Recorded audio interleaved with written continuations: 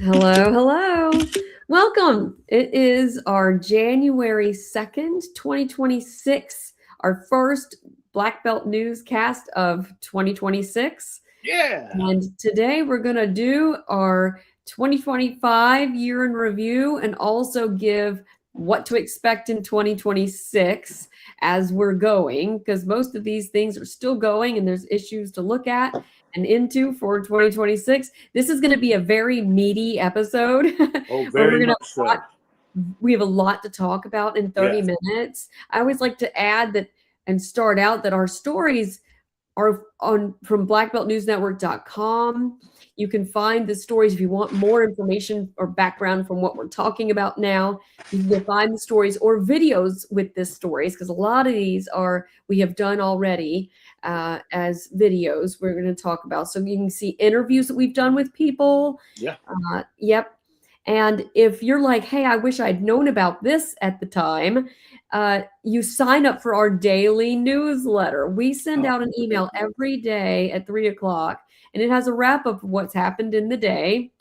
And we'll give you headlines to find out what's going on in the Black Belt.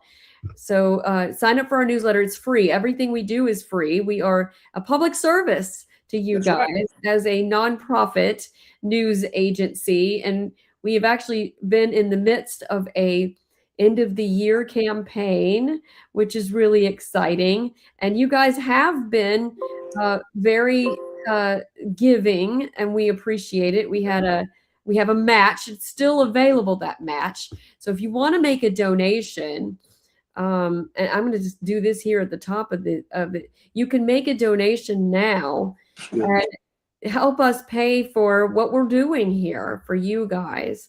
And we love what we're doing.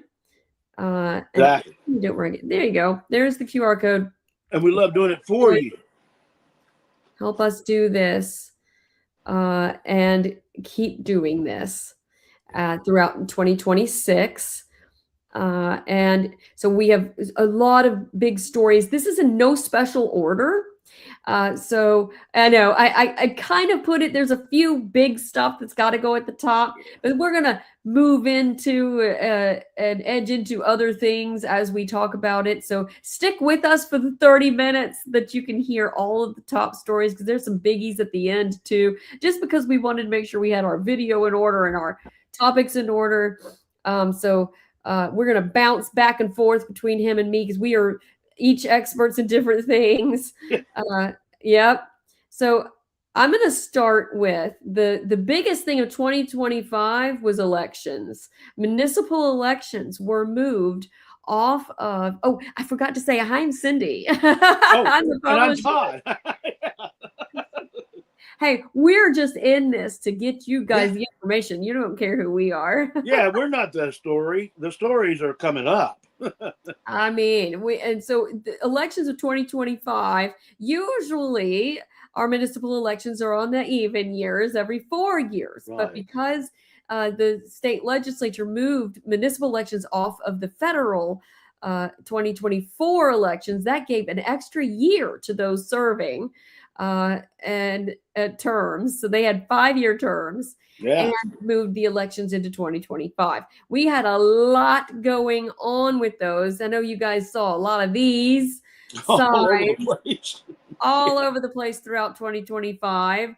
The election started in August and then had runoffs in September. And one of the busiest ones, and why I use this photo, which I stopped on the side of the road and took this myself, was Selma was a busy election year. They Yeah. had the mayor did switch over. The current or the mayor at the time actually did not make it past the primary. And Johnny Moss the third ended up winning after a big runoff in September against Aaron Roper. So that it was a big one in Selma, but it was also pretty eventful in Uniontown, Marion. The mayor race there was pretty hot. Um, Demopolis was our least popular hot one. they had they had the mayor was uncontested. There was a few seats, and there were some turnovers in those seats. And we have an election hub on our page that you can go see. That it will give you the roundup of all of the election news from 2025. It was by far a big part of the year last year. And 2026, you will see the state House, the District 23 seat, which was Hank Sanders. It is now Robert Stewart. You will see the governor's race in 26, Right. Which will be pretty hot as well. So, but not as many local. There's a few. Perry County, I know the commission is up in 26. Some of the commissioners, yeah. Some of the commissions are. So you'll see a few, but nothing like 2025. Nothing like 2025. Yeah. Something else that was really major in 2025 was the progress of the healthcare high school Yes. being built Big in news. Minneapolis, and the groundbreaking was in October, and you were there. I was there for the groundbreaking ceremony. It was amazing. There's what it's going to look like when it's finished. Of course, Brassfield Glory building that, and we got to, of course, sit with the mayor and sit with the governor, Mayor Woody, and Governor Ivey, and they talked about how important, and of course Terry Sewell, our congresswoman, was there. They talked about how important this is not only to Demopolis and the Black Belt, but to the state as a whole. It's a new concept. It's a residential high school, and being built on that site that's literally right there's Whitfield Hospital right there in the background.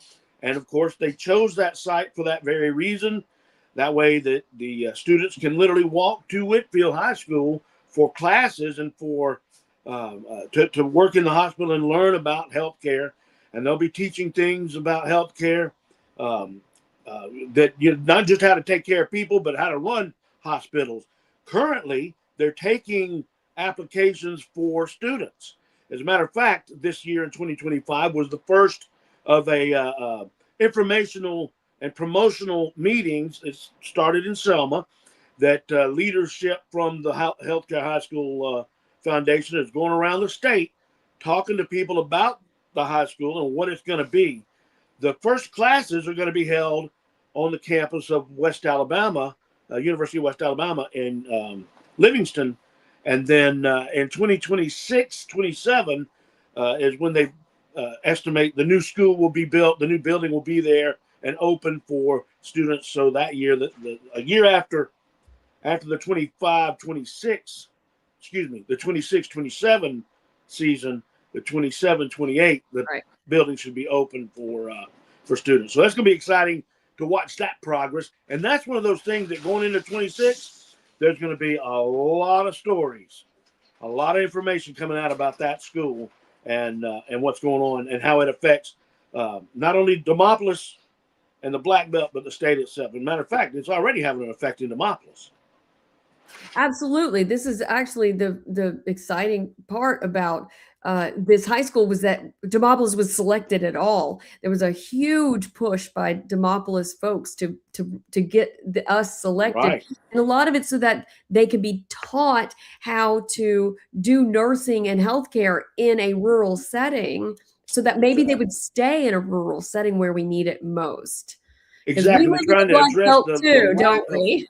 Yeah, and we do have a lack of health care in the Black Belt and in the rural areas of the state, and that's exactly one of the reasons why they wanted to put that school in a rural area, is to hopefully people get, how hard is it to get infected by the rural bug? It's beautiful.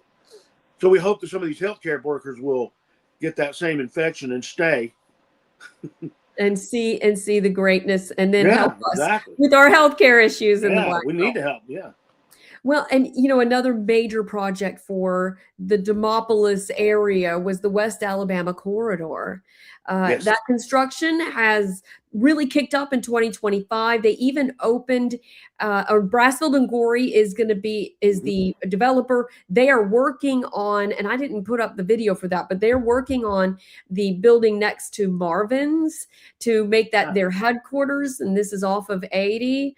And then so we're going to yeah. get some video also. We talked about that of the Yeah. construction going on because it's pretty major. When you go to Linden from Demopolis, which I do pretty often, you got to take a jog in the way while they're working Right. on this major corridor. This was one of the public meetings that they've had, you know, Yeah. getting buy-in from the locals to enjoy and be happy about this coming through. Actually, this could be a really great distribution uh, corridor for us so that we can see more development in the Black Belt. Well, and that's one of the things that's been argued for years. And of course, as we get into 2026, this is going to start ramping up. But one of the things that people have argued for years in the Black Belt in West Alabama is without a good corridor of transportation, companies don't want to put their Right. business in the area. But being able to get to major routes through another new major route will open up the possibility of economic growth, and that's something that's so needed in West Alabama, especially in the Black Belt area. And it will be easier for those north of us to get to the beach going through this way. So they're going to stop and need things like gas and Right. maybe eat and have other reasons to stop throughout the Black Belt. It's really exciting possibilities for us Oh here yeah. in the Black Belt. And that was something that progressed in 25 and that you're going to see continue in 2026. Oh yeah. And when we talk about, you know, there's going to be 700 workers on that West Alabama corridor project. And where are they going to stay has been a real Exactly. issue. Housing has been a real problem.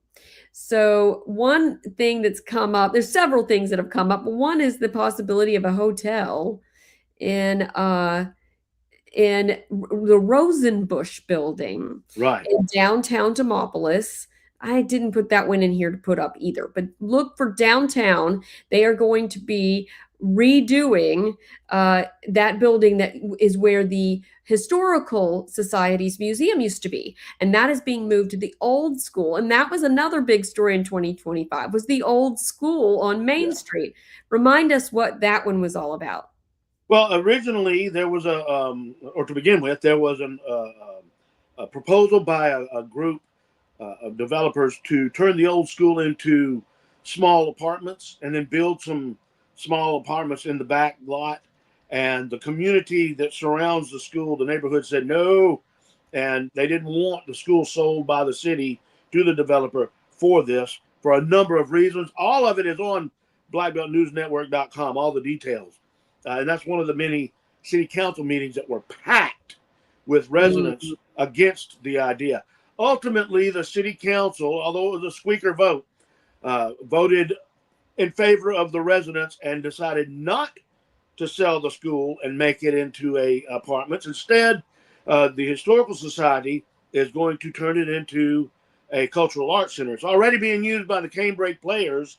Now it's going to have classroom development, and they've gotten two different grants for some of the renovations to the classrooms and fixing the roof and whatnot that needs to be done. So that process has already started and will continue in earnest throughout 2026 to make that the Cultural Arts Center. And a part of that is that upstairs is going to be turned into the Marengo County History and Archives Museum, which will move from Rosenbush to the old school. So Rosenbush can then be renovated into efficiency hotel, or actually a luxury hotel Luxury with some fancy. hotel. Yeah, so that was a good trade-off right there. You didn't get the apartments, but you're going to get a hotel, so that'll Yeah. help a little bit. And of course, with the healthcare high school construction, and once students start going there, plus the corridor, West Alabama corridor, there is a desperate need for housing in Demopolis. So I'm Absolutely. sure in 2026 we'll see more stories of homes and apartments and hotels being built, And and options. We actually yeah, just ran a story last week about the city council turning down a small home. It was like a tiny homes kind of project yeah, I saw that. Yeah, on off Mariah, and it was taking too long, and they were worried they weren't actually going to follow through on the project. right. So that one was actually turned down in the end. So there are efforts. All There's right. efforts, but the city council is smart to explore these efforts to make sure that what's going on is what's in the best interest of the people of Demopolis, Marengo County, and ultimately the surrounding areas in the Black Belt too. So, it's good to see them taking that initiative. Yeah. So there was some major news in Dallas County schools in March of 25 were taken over by the state. Right. This was coming because of some financial issues. The superintendent at the time did not continue his contract. It ended in June, and we had a new one come in, and that was Corey Jones, Dr. Corey Jones. He came from the Greene County schools, and the state actually chose him. And the board Yeah. doesn't really get to do the choosing after a state takeover. Right. You got to meet with him. I did, and we have an interview on blackbeltnewsnetwork.com with him. A really amazing man. He actually took over Greene County schools when they had almost no money left, and brought their coffers up to, I believe it was a 9 or 10 months reserve. So he's got a track record. He's got like 30 plus years in education. He's got a track record of taking failing financial situations in a school system and making it work. So there's big things planned. He wants to. He took over in October, so he one of the first things he wanted to do was to make sure that he knew what was good and already working and what did need change. And so he's been in that process as he took over. And we're going to have to do. And as a matter of fact, I talked to him not long ago about doing a follow-up interview. So be watching for that with Corey Jones and the new Selma superintendent. We're going to go do a follow-up to see what they found since they've taken over. Right. So And he's got, Selma's there's a new. lot of work to be done. So we're going to see how far they've gotten so far. Yes, so Selma's new superintendent, David Scott, he David Scott. came also in the spring, and there's been all kinds of discussion he's been doing about closing some of the schools that have under Right. 200 students, which you see throughout the Black Belt schools with Yeah, a lot of schools are consolidating, and yeah. So lots that's of that not discussion. School of right. Discovery will be opening in That's 2026. and that's a big consideration. Yeah. Yeah, What and are we to going to do offer. with the students in the other schools, and how are we going to populate Discovery? Right. It'll be fifth and sixth grade, so that's been decided already. But Right. the other decision would be what to do with the schools that will have fewer students that will be going to School of Discovery. So we'll be watching that in 2026. Lots of things into education, especially in Dallas County for 2026. Oh, yeah. So let's switch over to a major issue in Marion and Perry County Yeah, and with the Marion water is in the line break. spotlight. Of course, this is a spotlight, but this is a problem that we find throughout the Black Belt and some of the more rural communities, and that is issues with the water system. Marion has been suffering from a dilapidated system. It's 60, 70 years old. A lot of the iron pipes have rusted through and are breaking, and there's a number of leaks and whatnot. This right here is a water giveaway that was done in November when Marion, one of the water pumps that pumps from their well to the system. Of course, the way the systems work, the pump pumps it from the well into the water tanks, and then the water tanks feed the system. That's the pump that failed right there. And when that failed, it couldn't keep up with demand. So there was low water pressure and no water in some areas. And it took, I believe it was like 3.5 days over the weekend, one of the weekends in November, to fix that. And this is one instance of this type situation happening. Customers are complaining about brown water and low pressure. The city is saying, yeah, but we've got a multiple year, maybe even multiple decades project of rebuilding the system because it is so old and so out of date. That process is underway. It will continue into 2026 and beyond because they've got to get grants, because it's a multi-million, way more money than even big cities have to spend all at one time. So they're going to get a number of grants. It takes time to get the grants, bid the work out, and so we're going to be watching this for quite a while. We'll be following this for a long time. Yes, and we will be following that obviously in Oh, yeah. 2026. We have some new leaders to talk about that came on board in 25. At the end of 2025, Dallas County added a new economic development authority leader. Yes, Brenda Tuck, who has been working for the state, and recently she helped the state get a new industry in South Alabama. That is her right there. An interview that we have that'll be coming up next week with Miss Tuck. She is an amazing lady. She's a Selma native. She lives here and is literally coming home. She has been working with Wayne Vardaman, who retired and who she is replacing for a number of years. So she knows the system. She knows the area because she's a native. And she is excited.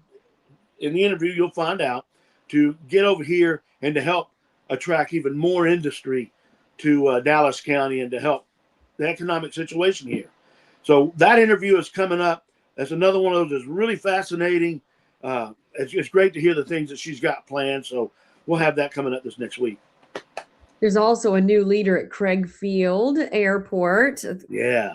And he's not a new name because his Not at all. father, Jim Corrigan, has been the leader. So now it is Ryan Corrigan.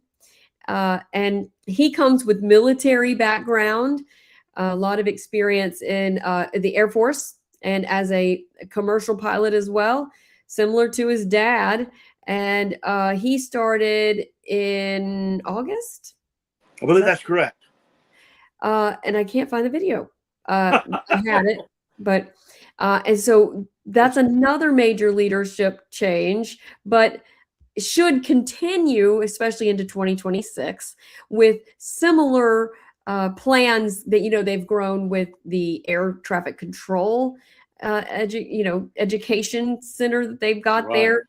They've got Resicom that's there doing pilot education. They're hoping that his military connections will help them connect with more military contracts for training at Craig Field. It's a huge airport because it used to be an air base, Air Force base, as we know, which Ryan was born in, I think it was in 77, That's the correct. year we closed, but his dad was at Craig Air Base. And his dad was the one who flew. His dad flew the last airplanes out of the base to where they were being reassigned. And one of the things that is interesting is that you talk about the military connections.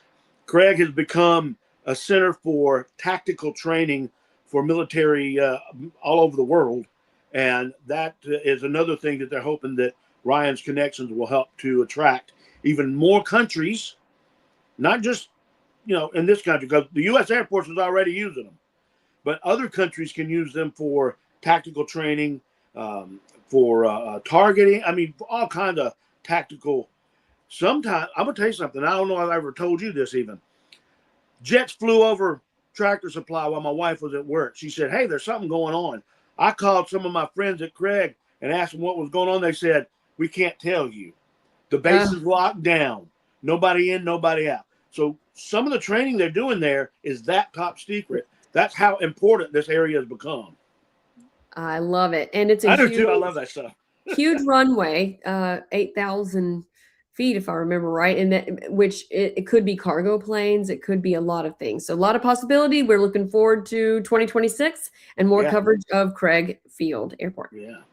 But in 2025, Vaden Field in Perry County had some struggles and had to close. Tell us about what you learned there. I spoke with Donald Bennett, who is the head of the Perry County Airport Authority, and he said that when the Alabama Department of Transportation did an inspection on Vaden Field, they found a number of problems. One of them was security. If you look, you drive right up. There's no fence, no gate. That is being rectified immediately. You can see there's some skid marks where somebody went and did donuts in the parking lot. What if they'd have hit those tanks right there? Those tanks are full of jet or airplane fuel. That would have been a mess. There were wires found on the runway that were not supposed to be there. Somebody had burned some logs on the end of the runway. So there's a lot of different issues. that they had found that need to be fixed. The lighting is a major issue. There's not enough lighting. So Bennett said that they're in the process of applying for and getting more grants to fix these problems, because the hope in the future, and we'll be following this into 2026 and beyond, the hope, there's that wire that was stretched across the taxiway. The hope is to open Vaden to help an economic boom in the area, to help bring industry to the area around the field, and to help the economic development of Perry County. So that's something else we're going to be watching closely over the next year plus to see how that develops and how it comes about. Yeah, our airports, Demopolis actually expanded their airport Right. with a new FBO last year, a year before, which is why they're not in our roundup today. I know. But we do have some pretty good rural airports in the Black Belt. We just need them to stay open. Exactly. All right. And getting those things done, that's the kind of stuff we'll be following into 2026 to let everybody know, because there's more improvements at Craig, the work at Vaden, and I'm sure there'll be more in Demopolis. So we're going to be following that closely because they are important. Uniontown had a big fight in 2025 against the expansion of Arrowhead landfill. We attended that meeting and working to be on top of this issue that seems to really affect Uniontown and their residents, with lots of complaints of smells and illnesses. Yeah. And it's hard to tell if any of that is related to the landfill. But we also have video with Portia Shepherd, who is a activist in the Uniontown area, that had spoken out there was a public meeting for the landfill, where the landfill's asking for this expansion, where residents could speak up.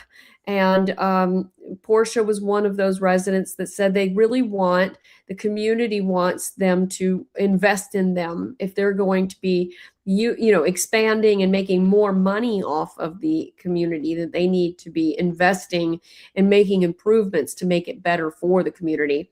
You can see more stories about this Uniontown fight to avoid the landfill expansion. Unfortunately, the board that heard this did not, at the time, said they did not find a reason not to expand.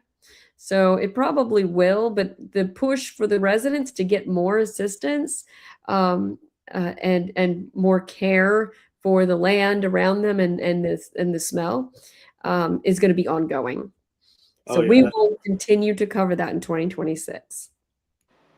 Another major development in 25 was the closure of the St. James Hotel. This one is sad for all of us because we had so many hopes when it had opened, and the restaurant, it redeveloped. Yeah, so the new owner, Raglan Development, which is owned by Jim Lewis. Jim had come in and really made, here we go, a lot of improvements in 2020. And I remember going out there, actually doing a video of it when it was still closed up before all the great renovations. And so it became a boutique hotel, 40-something rooms. They improved this back area so that you could see the river, the Alabama River, from your room. And they opened the Sterling restaurant. But they struggled to get people, workers there. So it opened and closed. It had long waits, and it really struggled. And in the end, in August, the owners made this tough decision, even though they had switched management firms over and over again, to close its doors, with message that maybe we could reopen again someday, was what Jim Lewis had told us. We really need to open that hotel back. It's a major player in the history of not just Selma, but the Black Belt in general. Even to the point where you do realize Jesse James stayed there back in the 1800s.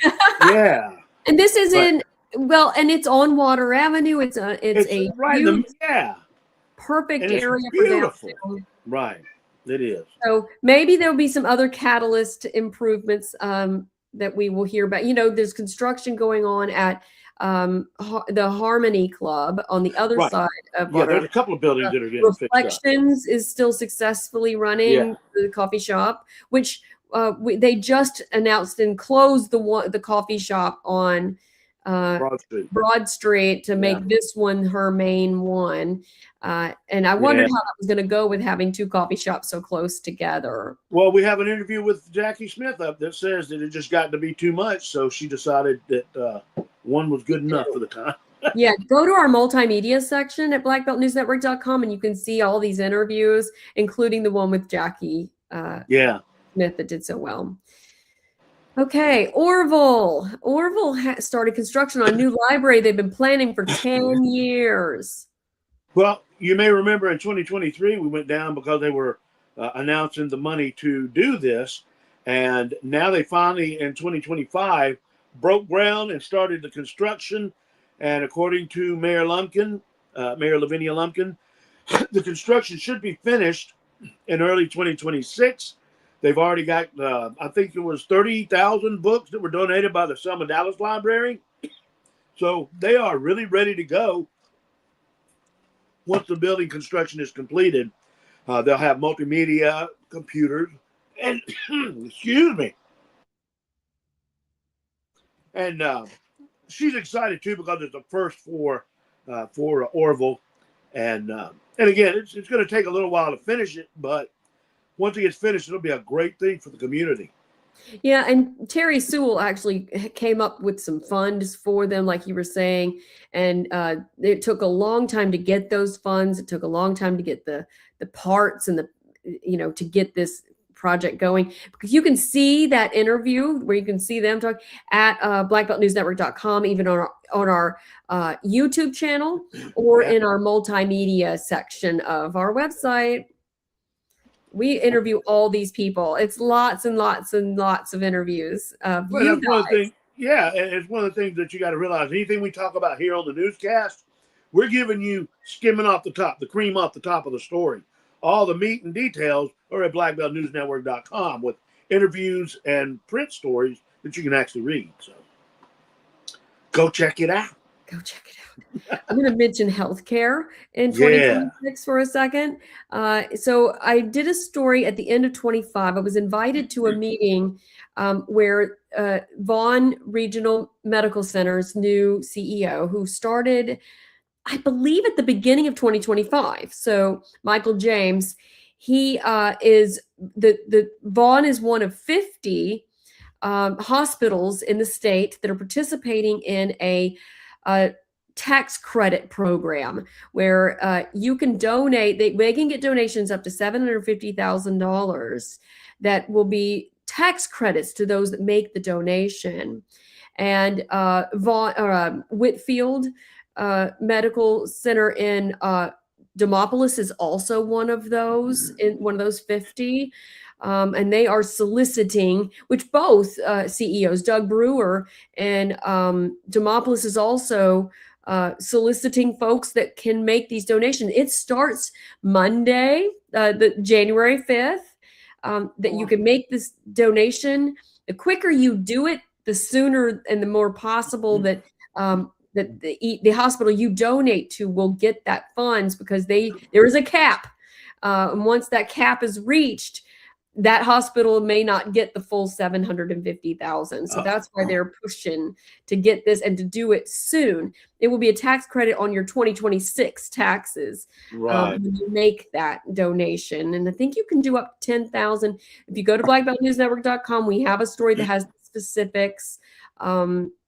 They have done some community meetings. I have been at those meetings. I was invited to that meeting so that I would know more about it and be able to share it with you guys. They've actually came to my Rotary meeting because, I'm president of Rotary, and spoke to them about this tax credit as well. Trying to get folks to know that this is a new open, because they are a for-profit hospital. Right. And so you can't just take donations and offer a tax or a deduction, but you can in this program. So it's really, and this could be a really key thing for rural healthcare, because as you know, Thomasville's hospital is still closed in 2025. Of course, they're hoping for some infusions to get it reopened in 26. But, Pickens County has a hospital that's closed that's also in really great shape, but shouldn't be closed, but is. A lot of our rural health, we talked about with the high school, but our hospitals are really struggling. Jackson Hospital, we have run many, many stories, including one week about their attempts to get donations in to help keep Jackson Hospital in Montgomery alive, for goodness sakes. Yeah, so it's not just rural. It is not just rural. Well, but Montgomery's in the Black Belt. We cover you guys. We Still cover the Black Montgomery. Belt, though. Exactly. So, and it's where a lot of folks from the Black Belt go for their health care, is Jackson and other hospitals. Now, Michael James, the CEO of Vaughn, came from Jackson Hospital. Right. So he knows what it's like for that hospital and for ours. So read up on that if you're interested in helping out healthcare to keep rural hospitals open in 2026. Yeah. All right. Do you know what else is coming up in 10 days? The 3-year anniversary of the Selma tornado that came through is coming, the 3rd anniversary. And we have still been writing about the damage and rebuild of Yes. There's still a lot of scars in Selma and Dallas County that still need to be repaired. And that's an ongoing. That'll go on for probably into 2026 and 27. Yeah. And in this case, we actually have talked about there's a story that we put up this year. So I'm going to do this one. This is when it happened, the 1 year later, 2 year later. Yeah. We actually just did a story about more and continued funding that's available to those that are still struggling. One of the issues we saw pop up was that you couldn't get FEMA help if you don't have a deed for your house. And a lot of folks that are generationally owned these homes don't have a deed. They've just passed it along to relative. Right. That's made it very hard to do these repairs. But there's still a lot of places that, and some of them that, like in this video, some of them that look that are still damaged in this video have since been repaired or are under construction. But that's how long it's taking to get some of these done. As a matter of fact, we were talking before we went on. One of the places that we're watching closely is the Cross Point Christian Church School that was demolished, and a miracle of miracles, nobody was injured, but the school was completely demolished. They've been rebuilding. And I talked to David Nichols a couple of weeks ago, the pastor at the church, and he said that they will know. I'm supposed to call him Monday to find out, but they're hoping to open on the 12th, the actual anniversary, 3-year anniversary of the tornado. So we're going to say our prayers that they're able to get it open on that date. Kind of just as just to show nature that we can overcome. That's right. And that's what we're doing in Selma. So we will keep you posted. We'll work on something that'll be a 3-year anniversary. Yeah, we'll let you know as soon as we know. Something else that got hit by the tornado was the Dallas County Jail. Oh, man, yeah, bad. And they have been really struggling to reopen. They've had all kind of trouble, red tape and problems with insurance, getting the insurance to pay and whatnot. So that struggle has been ongoing since literally the day they started applying for the insurance assistance. It is still closed, and there are still.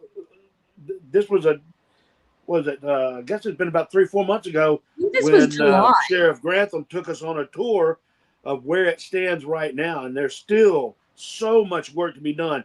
There's the actual jail area. All those bars are rusted from the water that got in. The tables and the toilets all have to be replaced. And he points out that these are not like what you have in the house.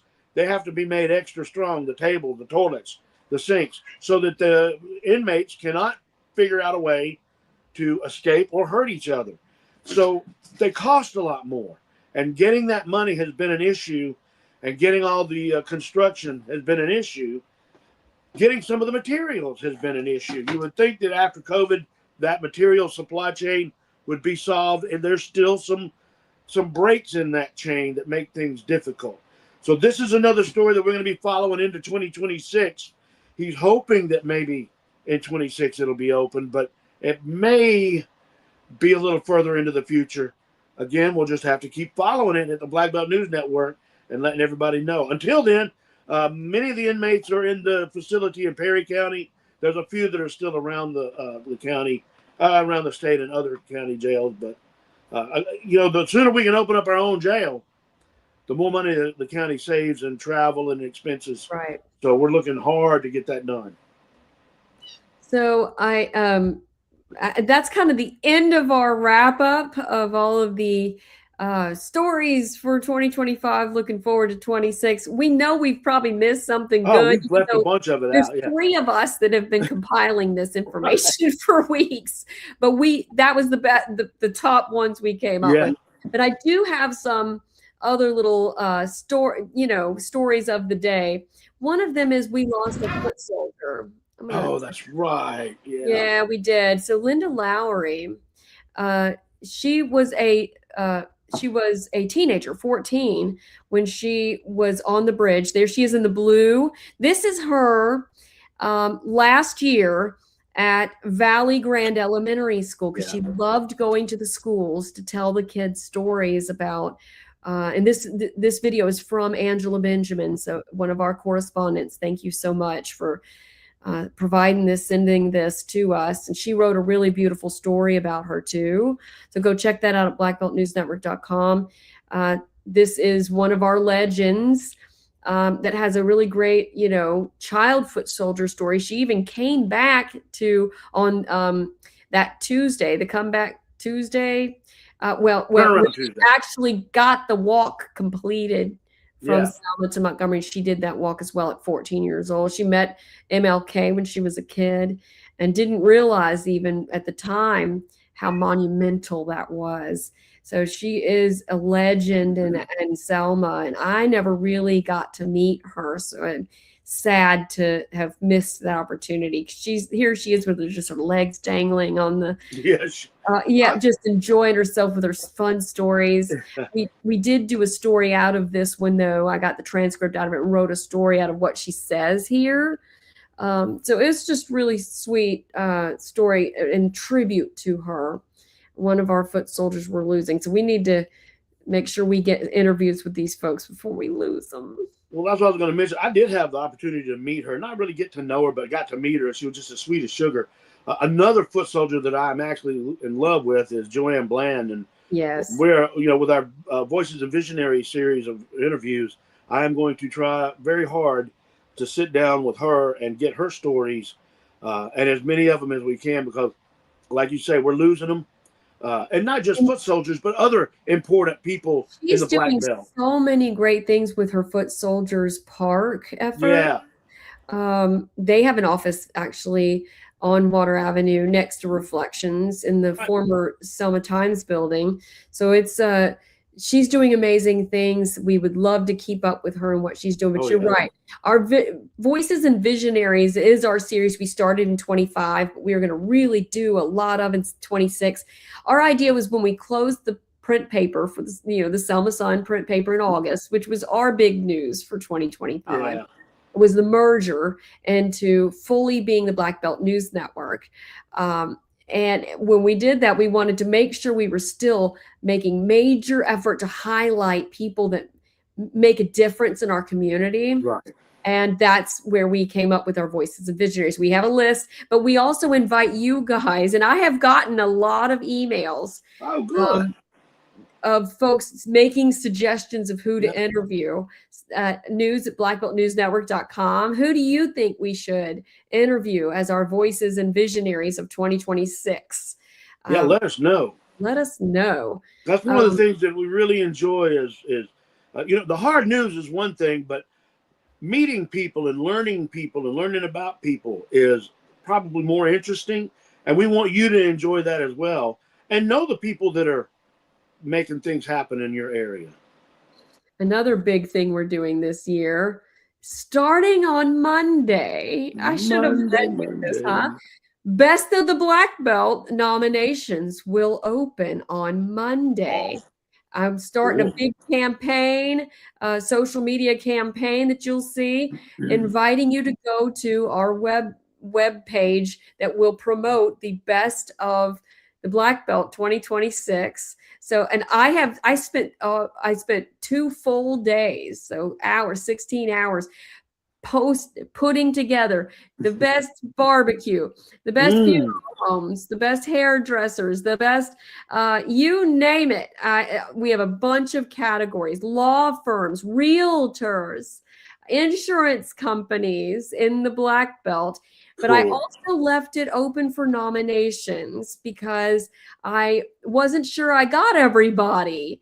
Yeah. I want you to make the effort to help me populate this, because next year it will give us the chance to do an even more robust categories based on not just the ones I found knew about already, but maybe the ones that you guys know about in the Black Belt. And I'm leaving the definition of the Black Belt pretty open.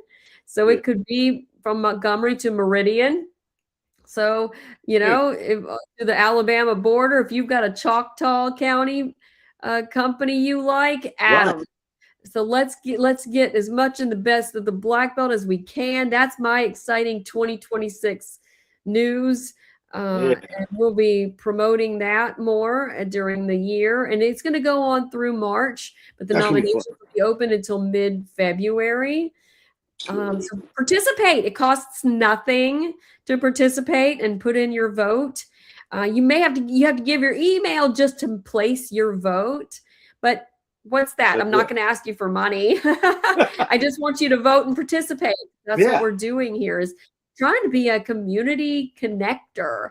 And it's really great promotion for us too, to say, what is so awesome in the Black Belt? We have Exactly. Let great everybody know. businesses here Yeah. that we want to give them a chance to shine.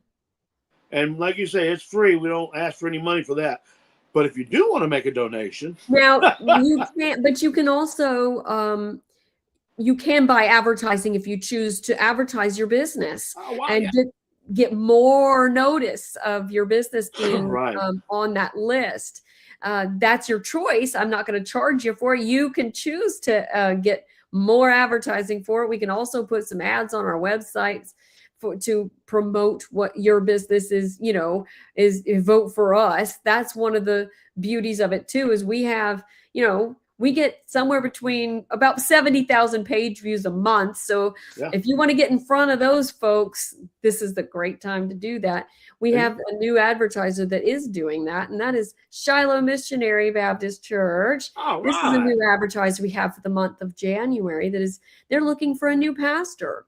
Oh And this wow. is in Selma, on Selma Avenue. Yeah. And they've got a really great congregation, a very active, 100 members, which is pretty good for a church these days.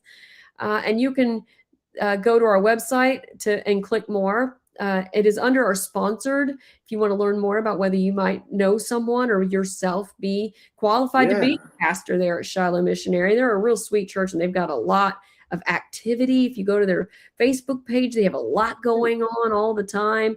That would be a really great church for them to have a leader. So, That would be awesome. yeah. And if you want to advertise and be in this newscast just like they were, you can send me an email, news@blackbeltnewsnetwork.com, and we'll get you on here. Let us help you get your news out there, whether it is a job opening, or whether it is a sale that you've got going on, or just want to grow your business. And We don't get thousands forget of how many emails a people day. travel in this area.